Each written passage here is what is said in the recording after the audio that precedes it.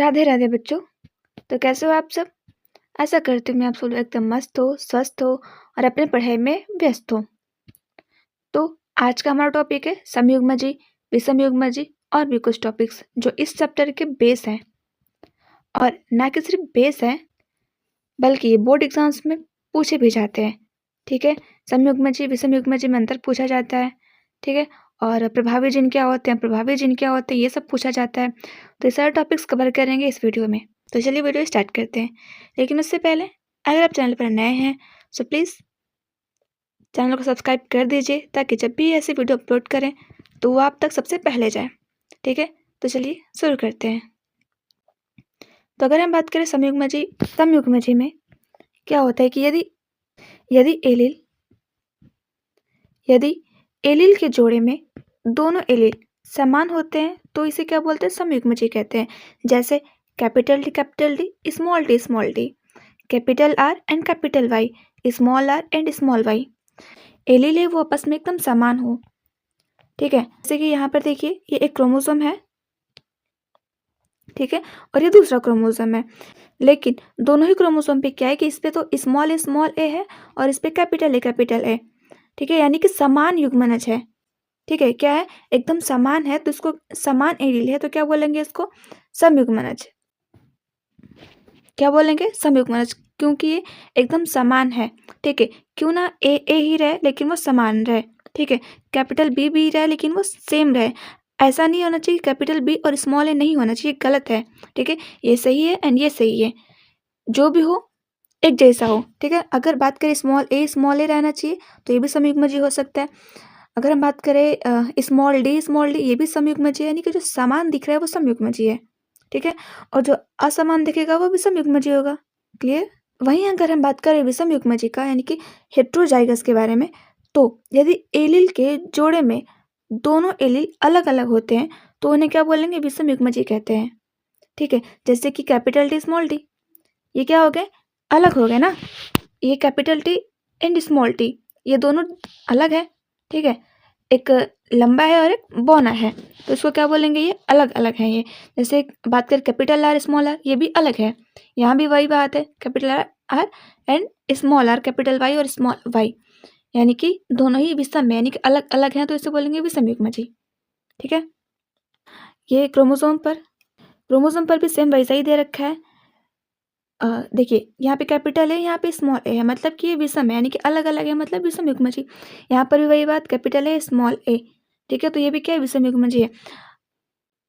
ठीक है, या फिर कैपिटल ए स्मॉल ए की जगह कुछ भी रहता जैसे कि कैपिटल डी स्मॉल डी, तो ये भी क्या होगा? विषमयुग्मजी हो गया। समझ में आया? अब हम बात करते हैं दृश्य प्रारूप की, यानी कि फिनोटाइप का। फिनोटाइप जो कि बहुत ही इंपॉर्टेंट टॉपिक है, और जीनोटाइप भी। ठीक है, तो सबसे पहले देखेंगे हम लोग फिनोटाइप, जैसे हिंदी में बोलते हैं दृश्य प्रारूप, उसके बाद देखेंगे जीनोटाइप। तो अगर बात करें दृश्य प्रारूप यानी कि फिनोटाइप के बारे में, तो किसी लक्षण का बाहरी रूप दृश्य प्रारूप कहलाता है। जैसे कि लंबा होना, बौना होना, लाल, सफ़ेद, गोल, ये सब क्या है? दृश्य प्रारूप है। यानी कि आप किसी व्यक्ति को या फिर किसी भी फ्लावर्स को अगर ऊपर से देख के आप जो चीज़ बता सकते हो तो उसको बोलते हैं फिनोटाइप। जैसे कि कोई इंसान गोरा है तो वो इंसान गोरा है, कोई इंसान सांवला है तो वो इंसान सांवला है। ठीक है, अगर कोई इंसान छोटा है तो उसे बौना बोलेंगे, कोई इंसान लंबा है तो उसे लंबू बोलेंगे। ठीक है, तो ये क्या हुआ? ये फिनोटाइप हुआ। लेकिन अगर हम बात करें जीनोटाइप के बारे में, तो इसमें क्या होता है कि किसी लक्षण से संबंधित जीन संरचना जीनी प्रारूप कहलाता है। जैसे कि लंबे के लिए कैपिटल डी स्मॉल टी, बौने के लिए क्या? स्मॉल टी, लाल के लिए कैपिटल आर और सफ़ेद के लिए स्मॉल आर। तो ये सब क्या है? जीनोटाइप, मतलब जो हमारे जीन से पता चलता है हमें। ठीक है, अब किसी व्यक्ति को देख के ये बता सकते हो कि हाँ वो इंसान गोरा है, सांवला है, अच्छा लग रहा है, नहीं लग रहा है। लेकिन आप जब ये बताते हो कि वो इंसान वास्तव में बहुत अच्छा इंसान है। ठीक है, क्यों? क्योंकि उसके व्यवहार से। ठीक है, तो अगर किसी के अंदर के बारे में, किसी की फीलिंग्स के बारे में बात करें हम, वो हो जाएगा जीनोटाइप के बारे में, यानी कि जो हमें हमारे जीन से पता चलती हैं। ठीक है, तो तो यहाँ पर फिनोटाइप किसी किसी को ऊपर से देख के बता दे रहे हैं, जैसे कि ये फ्लावर है, मधुमक्खी है, तो इसका कलर छोटा बड़ा सब बता सकते हैं। लेकिन जीनोटाइप की जब बात करें तो उसको एकदम हमें गहराई से देखना पड़ता है, ठीक है। चाहे वो इंसान हो, चाहे वो फ्लावर्स हो, या फिर कुछ भी हो, तो इसको बोलेंगे क्या, जीनोटाइप। अब हम बात करें प्रभावी लक्षण किसे कहते हैं, यानी कि डोमिनेंट कैरेक्टर्स। तो वह लक्षण जो मेंडल के संकरण में प्रथम पीढ़ी में अपना प्रभाव दिखाता है, तो उसे क्या बोलेंगे, प्रभावी लक्षण बोलते हैं, ठीक है।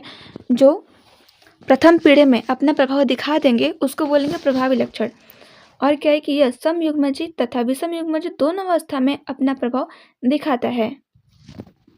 समयुग्मजी का मतलब कैपिटल टी, इस अवस्था में तो वो लंबा रहेगा ही, ठीक है। लेकिन अगर उसको विषमयुग्मजी बोल दें, कैपिटल टी और स्मॉल टी, ये क्या हो गया, विषमयुग्मजी, तो इस अवस्था में भी वो क्या रहेगा, लंबा ही दिखाएगा, ठीक है।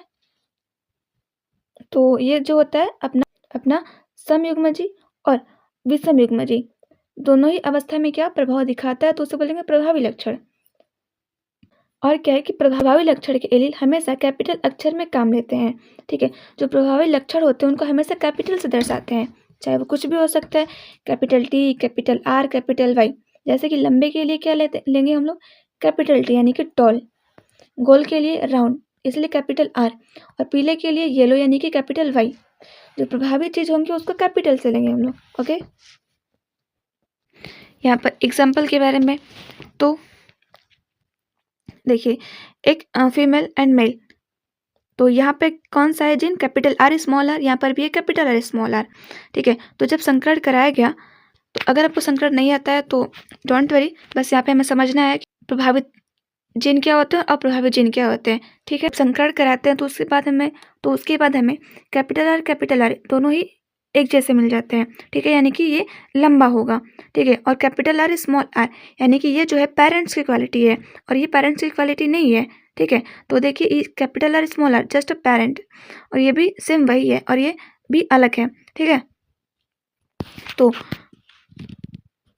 प्रभावी जीन मतलब जो अपना प्रभाव हमेशा दिखाएं, तो उसको क्या बोलेंगे, प्रभावी जीन बोलते हैं। It's clear. इसके बाद हम बात करते हैं अप्रभावी जीन के। अप्रभावी लक्षण क्या होता है, ठीक है।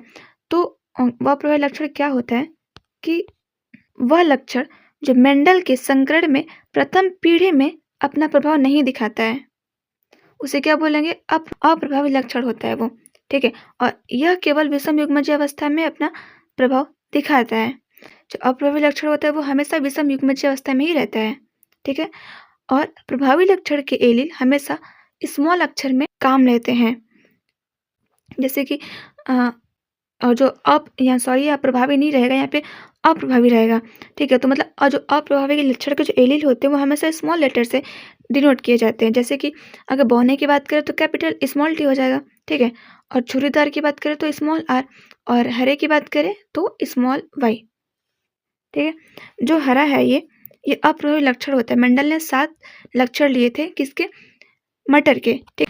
अगर वो 7 आपको नहीं पता है तो हम लोग उसको डिस्कस करेंगे अगले वीडियो में, ठीक है। चैनल को सब्सक्राइब करना बिल्कुल ना भूलना।